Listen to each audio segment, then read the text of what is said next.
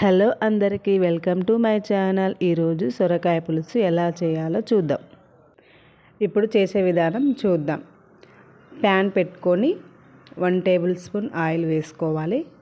Oil heat అయ్యాక జీలకర్ర, పోపు గింజలు వేసుకోవాలి. పోపు గింజలు అన్నీ చిటపటలాడేలా అయ్యాక ఇప్పుడు సన్నగా తరిగి పెట్టుకున్న ఉల్లిపాయలు వేసుకోవాలి. ఉల్లిపాయలని మొత్తం కలుపుకోవాలి. ఒకసారి ఉల్లిపాయలన్నీ మాడిపోకుండా మంచిగా కలుపుకోవాలి. తర్వాత కరివేపాకు వేసుకోవాలి. అంతా ఒకసారి కలిపెట్టుకోవాలి మంచిగా. ఇప్పుడు అల్లం పేస్ట్ వేసుకొని కలుపుకోవాలి. అయితే అల్లం కొంచెం 1/2 స్పూన్ తీసుకుంటే చాలు, కలుపుకోవాలి. అయితే మనము ఉల్లిపాయలు ఎక్కువ ఫ్రై అయ్యేలా ఉంచొద్దండి, కొంచెం మగ్గితే చాలు.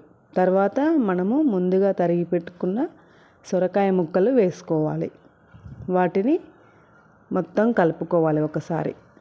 ఇప్పుడు 2 నిమిషాలు మూత పెట్టుకోవాలి. సొరకాయలు మొత్తం దగ్గరికి అయ్యాక టమాటాలు వేసుకోవాలి. 2 పండు టమాటాలు కట్ చేసుకొని వేసుకోవాలి. తర్వాత 1 స్పూన్ పసుపు వేసుకోవాలి. రుచికి తగినంత ఉప్పు వేసుకోవాలి. అంతా మిక్స్ చేశాక 2 స్పూన్ల కారం వేసుకోవాలి.